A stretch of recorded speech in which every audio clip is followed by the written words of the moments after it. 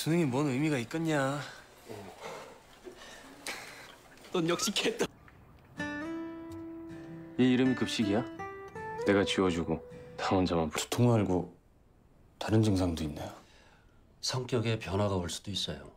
맞아. 오랜만이다. 지수원, 너 일주일째다면서? 통해받아. 내가 좀 도와줘야겠다. 오늘부터 코치 좀 해라.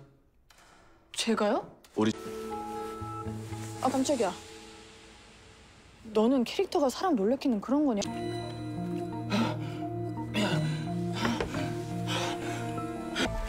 아 여보세요? 여기 용탄고등학교인데요. 구급차요. 구급차 빨리 보내주세요. 우리 민선아 강간하고도 학교 잘 다니는 사준경 자퇴시키고 돈 벌자. 지랄이야!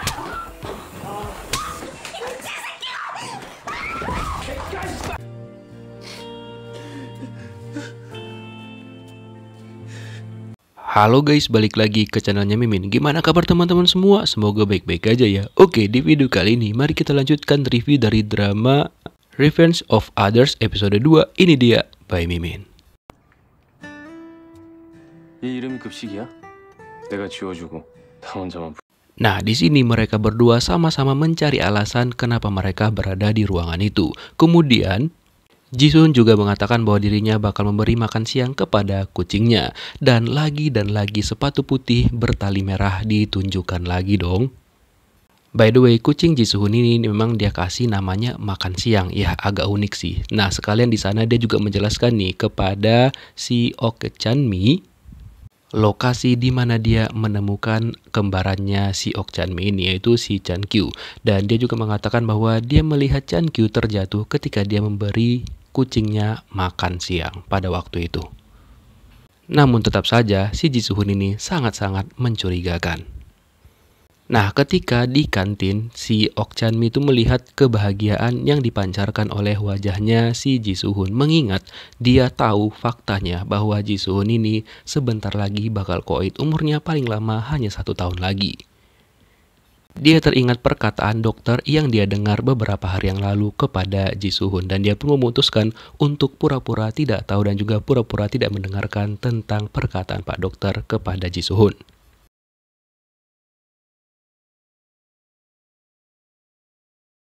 Kemudian tiba-tiba aja terdengar suara nampan jatuh, di mana itu adalah si Sunha yang tiba-tiba aja takut sama sesosok laki-laki ini, di mana dia itu bernama Sa-jung-kyung yang sering banget berbuat onar di sekolah tersebut, sehingga membuat Sunha itu kayak marah kepadanya, termasuk juga si mbak rambut putih yang kemungkinan juga menjadi korban si Sa-jung-kyung.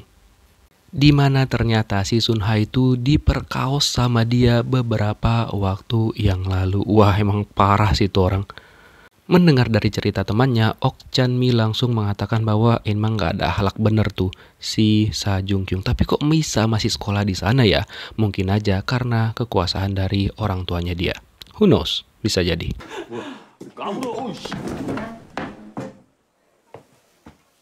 Nah, ketika si Chanmi mampir ke kelas temannya, nah nggak sengajalah dia bertabrakan dengan si Sa-jung-kyung. Nah, mereka hanya tatap-tatapan saja, kemudian dia mendengar bahwa Jung-kyung dan juga teman-temannya kayak mengolok-olok tentang abangnya dia ataupun saudara kembarnya. Hal itu ngebuat si Chanmi kayak marah banget kepada mereka. Tapi yang buat Mimin salfok adalah perkataan dari temannya Jang Kyung yang mengatakan bahwa setelah Park Won-suk itu koit, dia adalah jagoannya sekarang. Emang bagaimana karakter asli dari si Park Won-suk itu sebenarnya? Apakah dia pembuat onar juga sehingga mereka kayak bahagia banget karena Park Won-suk itu koit? Nah, mendengar mereka mengolok-olok saudara kembarnya, hal itu ngebuat si Chanmi ini kayak marah, langsung dia membalas perkataannya si Jang Kyung, sehingga terlibatlah perdebatan di antara mereka berdua. Dan untung aja pada saat itu si Chanmi itu dibelain nih sama si Jaebum. Nah, ketika si Jaebum mau diserang lagi nih sama si Jang Kyung, temannya Jaebum yang bernama Ki Oh-sung membela mereka, sehingga kayaknya nih ya si Jang Kyung tuh nggak terlalu berani nih sama si Ki Oh-sung, sehingga dia memilih untuk segera meninggalkan mereka di sana. Kalau misalkan si Ki Oh-sung nggak ada, kita nggak tahu apa yang terjadi kepada Chanmi dan juga si Jaebum. 두통 말고 다른 증상도 있나요? 성격에 변화가 올 수도 있어요. Sementara itu, Suhun kembali menemui si Pak Dokter, di mana si Pak Dokter mengatakan kenapa dia nggak bisa dioperasi karena memang letak dari tumornya itu benar-benar nggak di posisi yang bisa untuk dioperasi gitu loh. Si Pak Dokter juga menambahkan bisa jadi nantinya si Suhun bakal mengalami gejala-gejala selain sakit kepala, contohnya seperti perubahan pada kepribadian dia. Nah, di sini nih kuncinya. Dia bakal menjadi orang yang lebih agresif dan juga pemarah. Nah, bisa jadi dia ya salah satu suspek yang udah ngebunuh si abangnya si Chanmi gitu loh. 도와줘야겠다. 오늘부터 코치 좀 해라. 제가요? Nah, ternyata si Jaebom tiba-tiba aja nih pengen masuk ekskul menembak tempat si Chanmi. Kemudian kayak disambut gitu. Kayaknya dia memang anak orang kaya ataupun anak pemilik sekolah itu atau memang investor paling gede di sana kali orang tuanya. Dan dia pun kayak disambut dan juga dihormati banget di sana. Kemudian guru mereka langsung memanggil Chanmi dan mengatakan bahwa Chanmi lah nantinya yang bakal menjadi mentornya si Jaebom. Jadi dia bakal ngajarin Jaebom untuk bisa menjadi penembak yang handal. Nah, nggak butuh waktu lama, si Chanmi langsung ngajarin si Jaebom walaupun dia masih kurang bagus ya. Tapi Chanmi terus mengatakan kepada Jaebom untuk jangan menyerah dan terus berusaha dan harus fokus apapun yang terjadi biar dia bisa menjadi penembak yang handal. Wah, apakah akan ada benih-benih cinta di antara mereka? Kita lihat nanti. 맞아. 오랜만이다. 지수원, 너 일주일째 따면서 통해받아. Kemudian ini dia jawaban kenapa HP-nya si Hong Ajung itu ada sama si Suhun. Ternyata Ajung nih sengaja nitipin handphonenya dia sama si Suhun karena dia pengen ya me time gitu. Memang dia pun kayaknya aktris sih. Dan ketika dia cek handphonenya, dia langsung melihat SMS dari si Chanmi yang ngajak dia jumpa untuk menanyakan tentang si Park Won-sok ataupun Chan-kyu. Lalu tiba-tiba aja ekspresi dari si Suhun tuh kayak berubah gitu loh. Inilah yang membuat dia makin mencurigakan. 옥찬미, 재범이 형은 선수가 되겠다는 게 아니라 Nah, kemudian si Chanmi itu kayak kena teguran dari temennya si Jaebom yang bernama Osung, di mana dia bilang si Jaebom itu ikut ekskul dan juga masuk sekolah lagi dengan mengulang di kelas ketiga ataupun tahun ketiga itu untuk mengembalikan ingatannya dia sebagai terapi. Jadi ceritanya dia itu kan memang mengalami kecelakaan dan juga ilangan itu benar-benar terhapus semua. Nah, yang buat Mimin berpikir adalah apakah ingatan masa lalunya si Jaebom itu berhubungan dengan kematian abangnya si Chanmi? Bisa jadi. Dan ketika si Osung mau mengatakan nih kepada Chanmi bahwa si Jaebom ini bukan orang biasa di sekolah itu, tapi untung aja Jaebom langsung mengalihkan pembicaraan mereka dan juga mengatakan kepada Chanmi bahwa dirinya tidak pernah merasa capek diajarin sama Chanmi dan dia juga semakin bersemangat. Nah, terus ketika dia lagi di jalan pulang nih kan, dia melihat bahwa si Chanmi itu melintas di samping mobilnya dia memakai motor. Lalu dia memanggil-manggil Chanmi dan mereka pun langsung minggir gitulah. Nah, ternyata kayaknya sih ya menurut Mimin dia tuh udah mulai suka nih sama Chanmi. Terus dia modus aja tuh berterima kasih lagi kepada Chanmi padahal dia udah ngucapin terima kasih sebelumnya kan. Dan pada waktu itu juga dia memanfaatkan kesempatan itu untuk meminta nomor handphonenya si Chanmi. Wah, kayaknya udah beneran suka nih dia sama si Chanmi. Dan ketika mereka berdua lagi tukaran nomor telepon, lewatlah si Suhun. Apakah dia cemburu ya atau gimana? Ternyata setelah itu dia ngikutin Chanmi dong ke rumahnya. Loh, kenapa ya? 아, 깜짝이야. 너는 캐릭터가 사람 놀래키는 그런 거냐? Ketika si Chanmi mau masuk, dia kaget dong. Tiba-tiba aja ada Suhun di hadapannya dia. Lalu ternyata di sini Suhun tuh kayak mau menanyakan nih, kenapa si Chanmi ini kayak pengen tahu banget tentang si Park Woo-sok ataupun si Chan-kyu. Dia juga ngebahas tentang HP-nya si Hong Ajung yang ada pada dirinya. Dia juga langsung mengklarifikasi bahwa itu Hong Ajung emang sengaja nitipin handphonenya dia sama si Suhun dan dia juga nggak ada apa-apa dan juga nggak ada nyuri HP-nya si Hong Ajung. Dan ketika dia bertanya kepada Chanmi, apa alasan Chanmi pengen tahu tentang si Park Woo-sok, Lalu Chanmi mengatakan ya memang dia kenal sama si Chan-kyu itu dan memang mereka pun sama-sama di ekskul tembak dan dia nggak bilang kepada si Suhun bahwa Chan-kyu itu adalah saudara kembarnya dia. Terus tiba-tiba aja kepalanya si Chan-kyu menjadi sakit lagi dan ketika itu si Chanmi pura-pura nggak tahu nih. Dan langsung bersikap santai kepada Suhun dan mengatakan bahwa dia pengen banget ketemu dengan yang namanya si Hong Ajung. Setelah itu dia langsung masuk dan pura-pura nggak peduli dengan penyakit yang dialami oleh si Suhun. Nah, keesokan paginya, Suhun kembali lagi mengalami sakit kepala yang sangat-sangat berat banget. Karena udah nggak tertahankan lagi, dia langsung pergi keluar dari kelasnya dia. Sepertinya dia juga mau muntah gitu teman-teman. Lalu pergilah dia ke toilet dan di sana dia pun langsung memuntahkan apa yang ada di dalam mulutnya dia. Dan dia pun seketika langsung ngerasa ya lumayan baik ataupun better lah dari sebelumnya. Karena si Chanmi ini khawatir kok nggak balik-balik nih orangnya kan. Dia langsung ngecek ke toilet cowok. Terus ketika dia ngecek, dia malah melihat ada darah yang mengalir di salah satu toiletnya kan. Terus dia langsung panik, dia kira itu adalah si Suhun. Dan Suhun pun keluar dari toilet yang sebelahnya.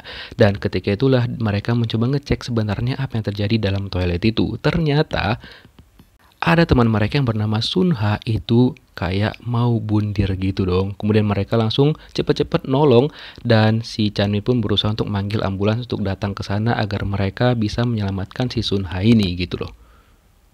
Cuma nggak tahu ya, Mimin agak curiga banget nih kok Sunha ada di sana gitu. Itu kan toilet cowok. Jadi overthinking banget sih sama si Suhun. Nah, setelah itu ambulans langsung datang secepat mungkin.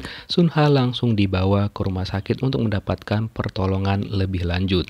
Dan ketika Suhun melihat keberadaan dari si Jangkung dan juga teman-temannya, dia kayak emosi gitu dan anggap bahwa semua itu kayaknya gara-gara mereka.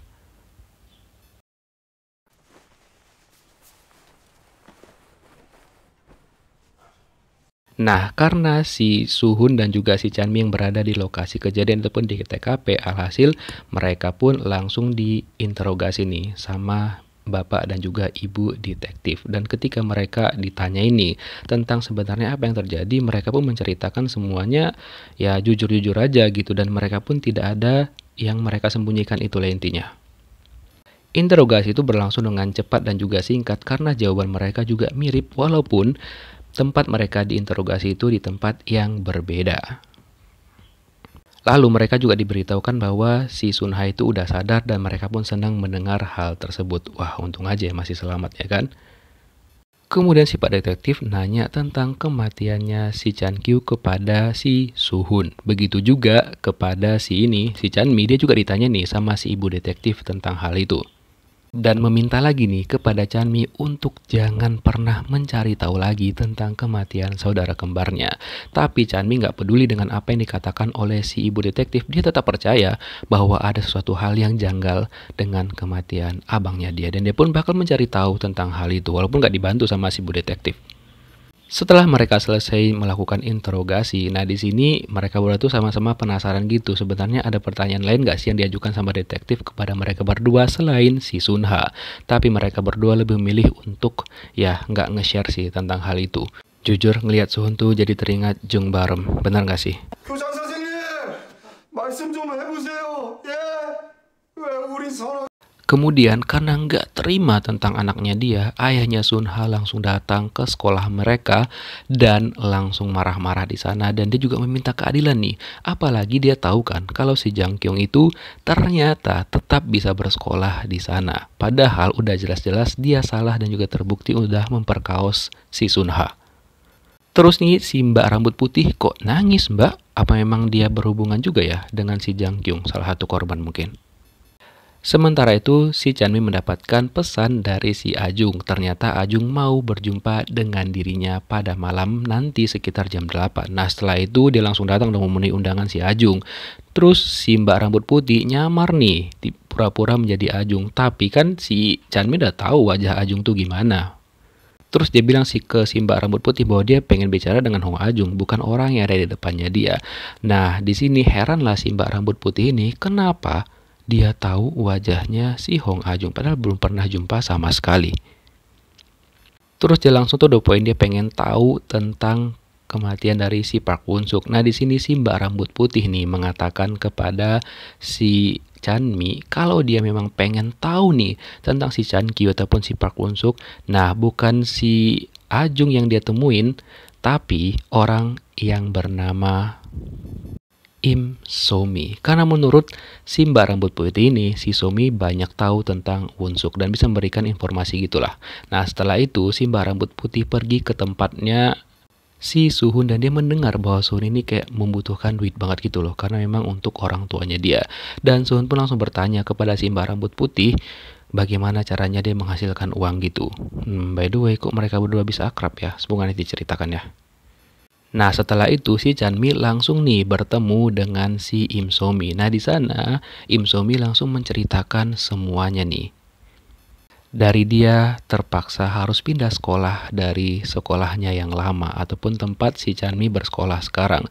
Dan dia juga mengatakan nih kepada Chanmi, yang ngebuat Chanmi tuh kayak kaget gitu loh. Dia bilang kalau dia itu seneng mendengar kematian dari si Park Won-suk. Loh, kenapa ya? Nah, ternyata begini ceritanya. Si Im So-mi dulu memang sering banget kayak dibully gitu sama si Park Won-suk. Lah, berarti kalau misalkan cerita dari Im So-mi ini benar, kelakuan Park Won-suk ini juga berarti nggak baik-baik banget dong. Makanya juga si Jang Kyung tuh tadi kan bersama teman-temannya bilang kalau si Park Won-suk ini kayak jagoan gitu di sekolah mereka. Apakah dia juga tukang bullying or something? Dan ini masuk akal sih. Bisa jadi kan si Im So-mi ini bilang kepada si Suhun bahwa dirinya itu kayak dirudung sama si Park Won-suk ini, sehingga ngebuat si Suhun tuh marah karena dia kan memang pengen melindungi orang-orang yang terbaling gitu. Maka itulah dia datang ke kelasnya si Park Won-suk lalu ngedorong si Park Won-suk setelah itu. Itu benar-benar masuk akal sih untuk teori yang sekarang. Wah. Nah, mendengar semua cerita Im So-mi itu ngebuat si Chanmi ini kayak ngerasa bersalah gitu, dan dia mengatakan kepada So-mi mewakili saudara kembarnya, dia meminta maaf atas apa yang terjadi. Terus Im So-mi tuh kayak heran dong, loh kok yang minta maaf si Chanmi? Dia kan nggak kenal dan nggak tahu apa-apa gitu loh. Chanmi masih nggak percaya dengan apa yang barusan dia dengar. Apakah betul saudara kembarnya yang dikenal baik berbuat seperti itu? 우리 민선아 강간하고도 학교 잘 다니는 사준경 자퇴시키고 돈 벌자. Kemudian si Mbak Rambut Putih datang nih ke rumah sakit untuk menjenguk Sunha, dan disitulah dia kayak menghasut ayahnya Sunha nih, dimana dia mengatakan bahwa dirinya juga dulunya korban perundungan gitu, dan dia berjanji kepada ayahnya si Sunha ini bakal berusaha untuk mengeluarkan si Jang Kyung dari sekolah mereka. Wah. Nah, kira-kira apa tujuan yang bakal diambil sama si Mbak Rambut Putih ini ya? Setelah itu dia pergi nih menemuin si Suhun dan meminta tolong sama Suhun untuk mengeluarkan si Jung Kyung dari sekolah mereka secara paksa. Nah, awalnya Suhun ini kan nggak mau. Kemudian si Mbak Rambut Putih mengungkit bahwa dulu dia pernah diselamatkan sama Suhun ketika dia itu dirudung sama teman-temannya. Inilah masa lalunya. Jadi ketika dia itu, nah ada beberapa teman-teman mereka yang memang suka banget gangguin si Mbak Rambut Putih ini. Sampai-sampai dia pun pernah puncaknya nih kayak digituin di toilet sama teman-temannya dia. Hal itu pun terlihat sama si Suhun pada waktu itu.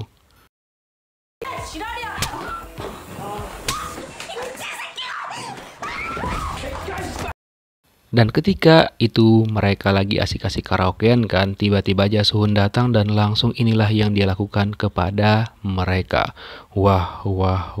Jadi ini juga sebuah fakta nih, bisa jadi seperti yang bilang dokter tadi kan, bisa jadi Suhun ini memang kepribadiannya itu kayak berganti-ganti dan juga bisa jadi pemarah, so dia ngelakuin hal itu dan juga tegaan kepada orang. Jadi masuk akal kalau dia itu kayak ngebunuh si Park Won-suk, ya nggak sih? Setelah itu para ciwi-ciwi itu langsung minta maaf nih kepada si Mbak Rambut Putih, dan dia pun ya seneng karena diselamatkan sama si Suhun, dan ketika itulah alasan mereka berdua jadi dekat kayaknya ya.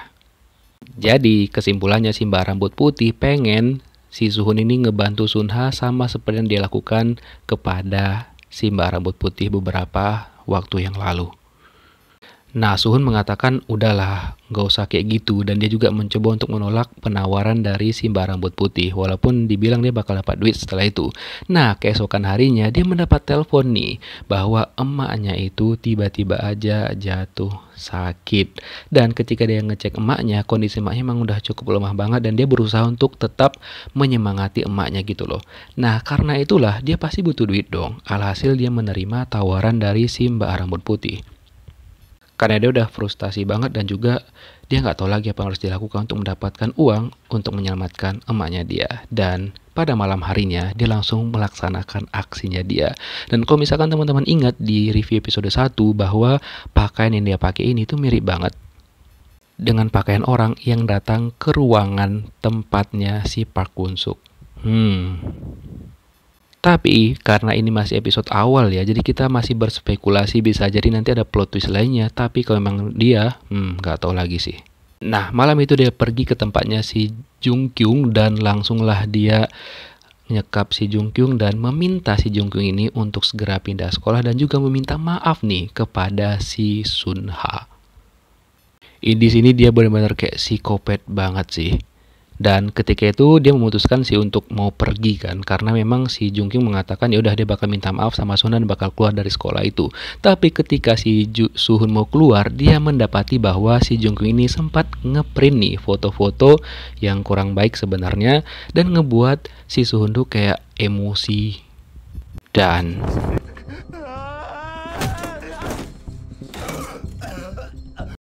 dia semakin brutal. Seakan-akan rasa kasihannya itu udah nggak ada lagi gitu loh. Dan nggak tahu sih apa yang terjadi sama si Jung Kyung ini. Wah, kakinya nggak tahu tuh bisa jalan atau gagak setelah itu. Tapi hari ini dia mau pakai sepatu yang berbeda warnanya, tapi ya motifnya sama gitu loh. Nah, setelah itu dia langsung buru-buru nih keluar dari sana. Dan ketika dia baru sampai di jalan, berpapasanlah dia dengan si Ok Chan-mi. Kira-kira apakah yang kita lihat di selanjutnya? Apakah Ok Chan-mi bakal kena lagi sama dia? Atau benarkah dia yang udah ngebunuh si Park Won Suk juga? Kita lihat kelanjutannya di episode minggu depan. Thank you for watching. See you next video guys. Bye-bye.